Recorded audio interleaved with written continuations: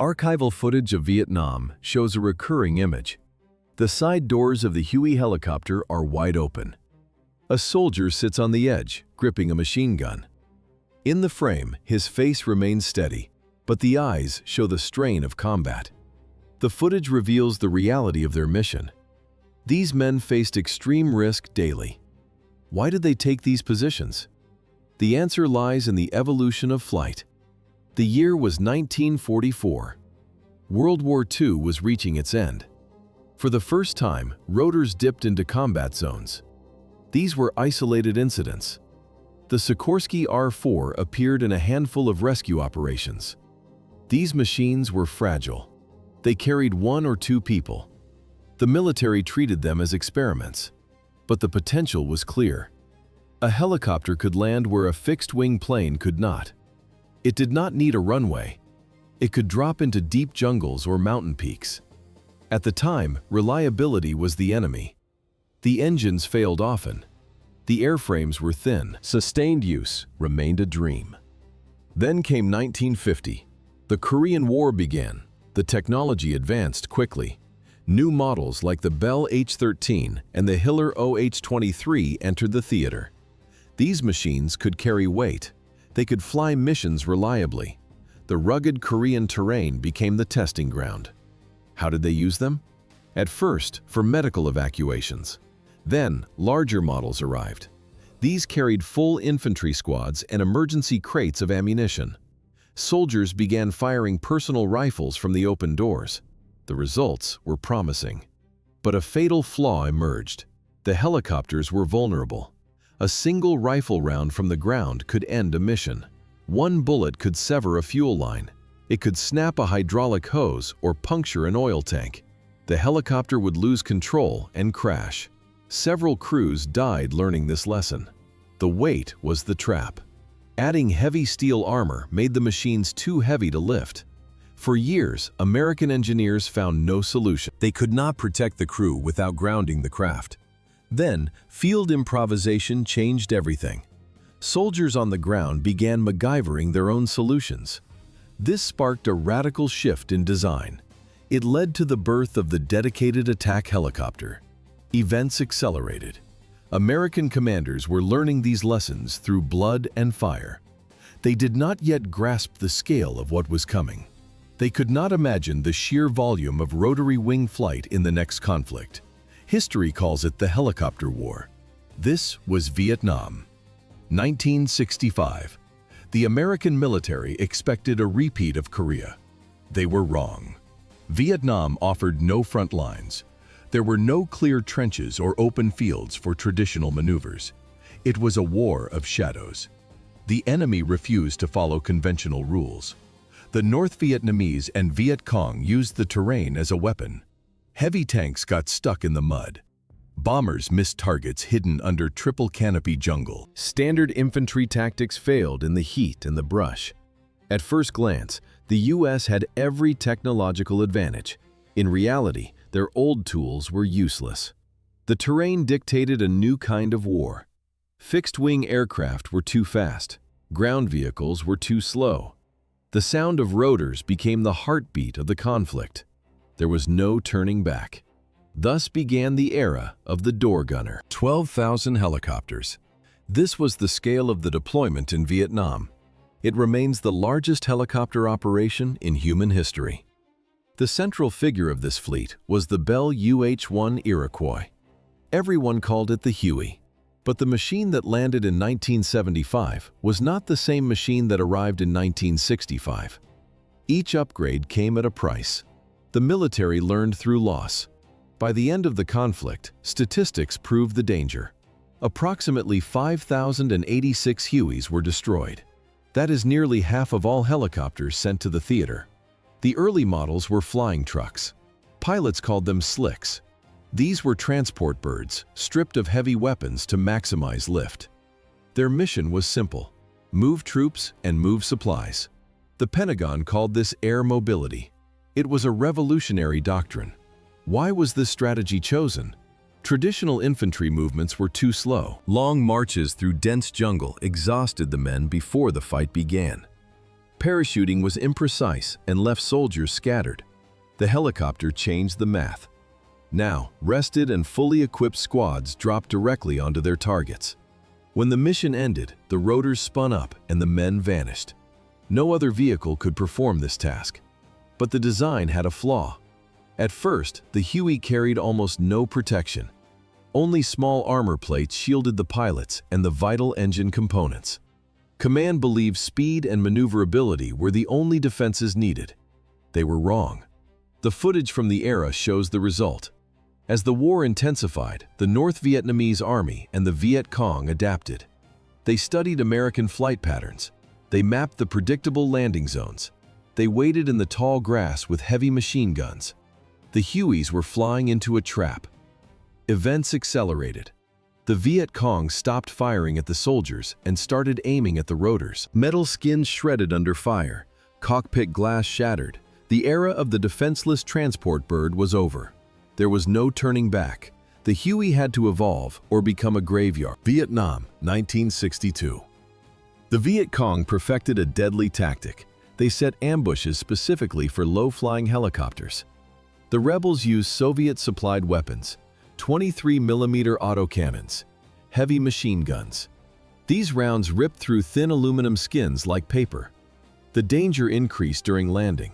Guerrillas waited with RPGs, sniper rifles, and AK-47s. They watched for the moment the helicopter touched down. For those few seconds, the machine was a stationary target in an open field. It was a kill zone. Helicopters were the American lifeline. They moved medicine, ammunition, and fresh troops. If the Huey stopped flying, the war ended. Because of this, the Viet Cong made them the primary target. The numbers were staggering. Aircraft were falling from the sky at an alarming rate. Command needed a solution. But the Army bureaucracy moved slowly. High-ranking officers had no answers. The soldiers on the ground stopped waiting for orders. They got creative. Originally, the UH-1 Huey had a three-man crew: a pilot, a co-pilot, and a crew chief in the back. During the first ambushes, the crew chief fired his personal rifle from the cabin. It was ineffective. He couldn't provide enough suppression to keep the enemy's heads down. The soldiers looked at the equipment they had. They decided to bring a heavy machine gun into the sky. First, they ripped the sliding doors off the Hueys. The doors were dead weight and blocked the view. Then, they strapped the crew chief into a harness.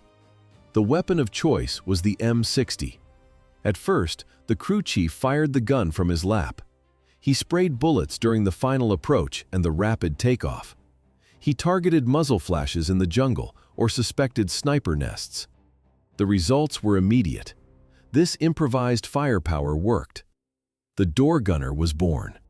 But holding a 23-pound machine gun was exhausting. It lacked precision.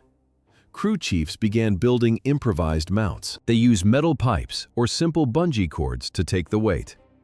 These mounts provided stability and a wider arc of fire. The practice spread through every flight platoon. It became the new standard.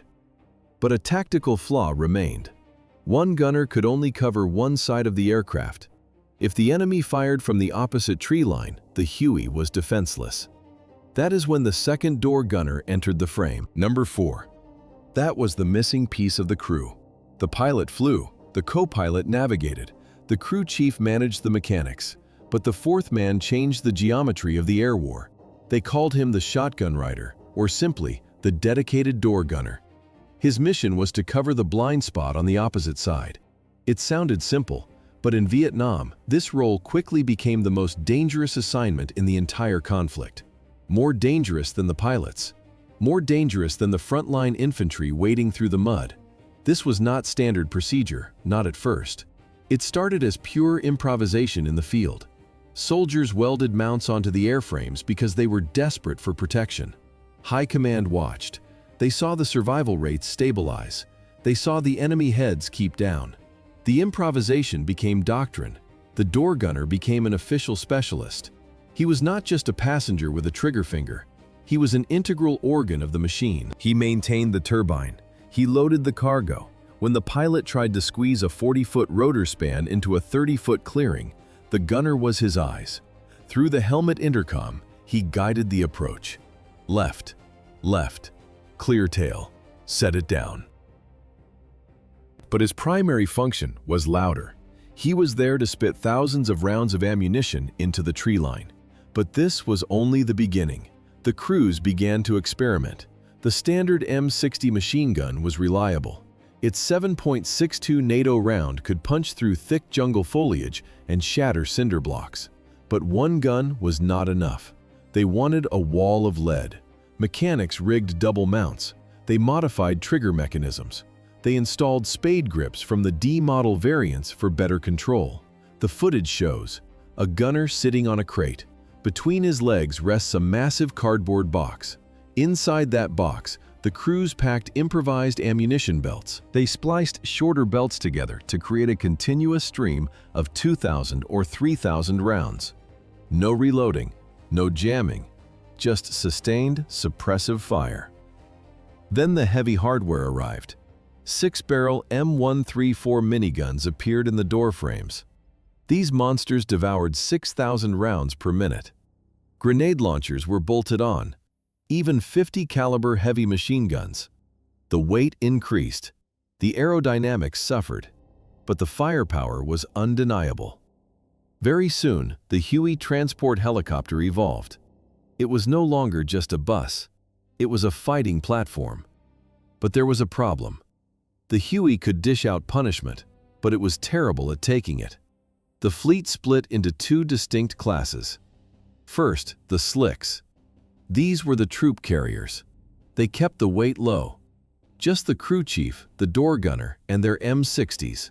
Their job was speed and capacity. Second, the gunships. These Hueys abandoned the transport role entirely. They stripped the seats. They loaded rocket pods and forward-firing machine guns controlled by the pilot. They carried heavy ammunition reserves.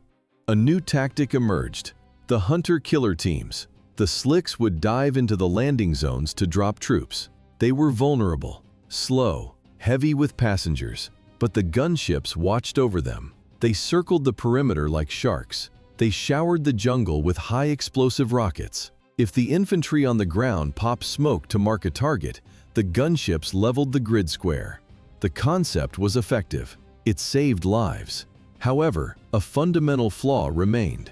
Why did the gunship Huey struggle? The firepower was immense, but the physics were unforgiving. You cannot turn a cargo truck into a battle tank. The Huey was built for lift, not for armor. The added weight of the rocket pods and miniguns made the gunships sluggish. They burned fuel at an alarming rate. Their operational range shrank. Often, they couldn't keep up with the slicks they were supposed to protect. Once the slicks dropped their cargo and accelerated away, the heavy gunships fell behind.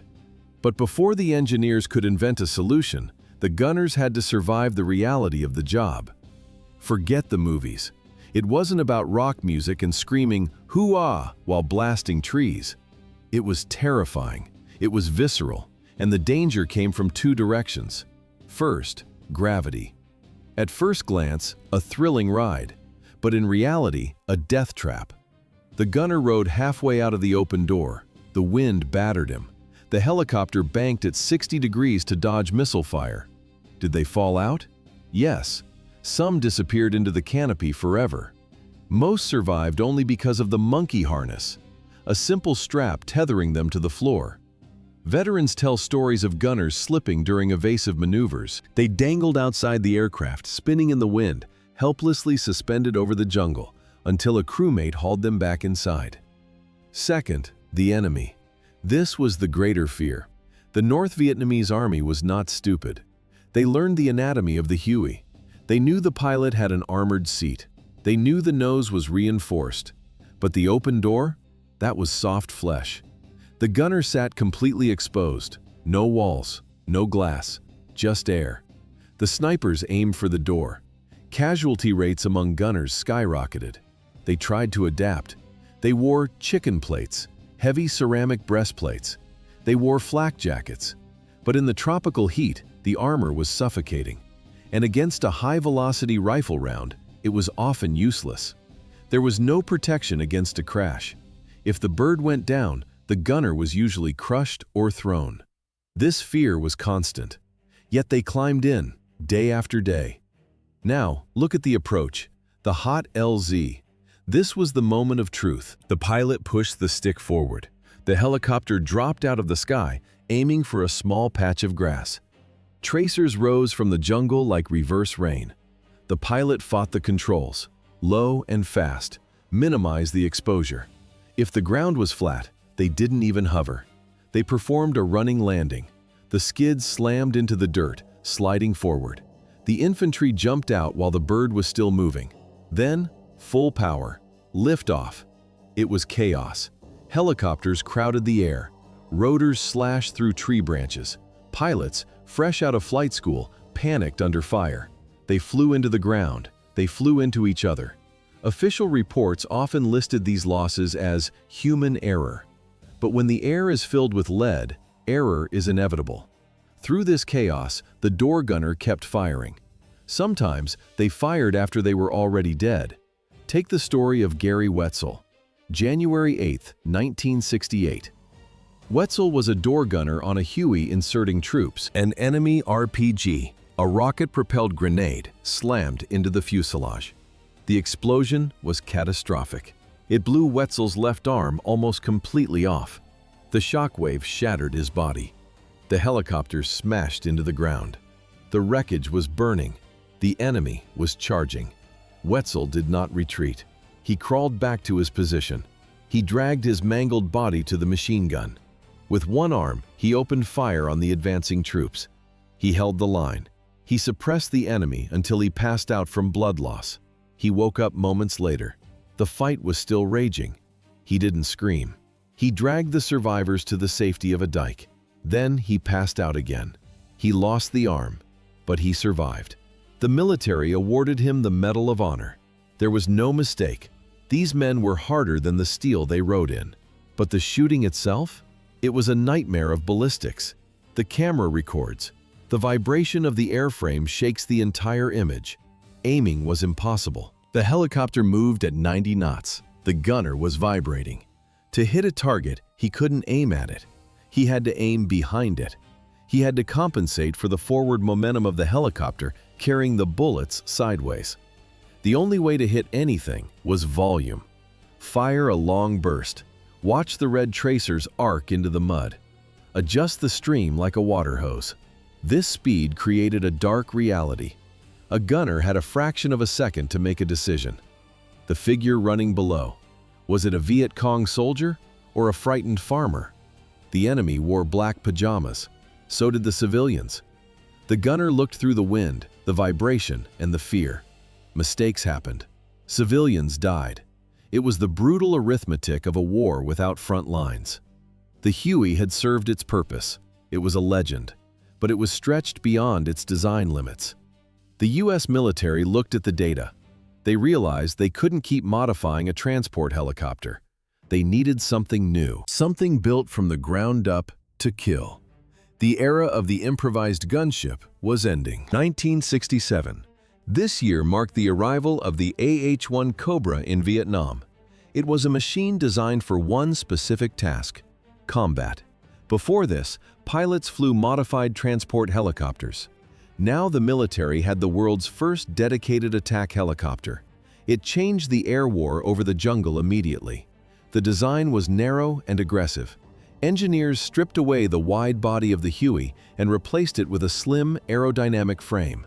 This slick profile allowed the Cobra to fly 100 miles per hour faster than the transport ships it protected. It didn't just carry troops, it carried armor. Steel plates protected the pilot and co-pilot. Reinforced shielding covered the engine and fuel systems. It was built to take hits and keep flying. The era of door gunners dangling from open bays was ending. The Cobra featured a chin-mounted turret under the nose. Inside the cockpit, the gunner used a sighting system to control a 7.62mm minigun and a 40mm grenade launcher. The firepower was integrated into the ship. On its stubby wings, it carried heavy rocket pods. Later versions even carried anti-tank missiles. Why was the Cobra necessary? At first glance, the Huey seemed sufficient. But in reality, the transport ships were vulnerable targets. The Cobra became the shield. It escorted the transport slicks through hostile territory. It arrived at landing zones first to suppress enemy fire with rockets and grenades. It hovered over extraction points while soldiers scrambled onto skids. Because of its larger fuel tanks, the Cobra stayed on station longer than the Huey. It provided a constant umbrella of fire for the infantry on the ground. Success came at a heavy price.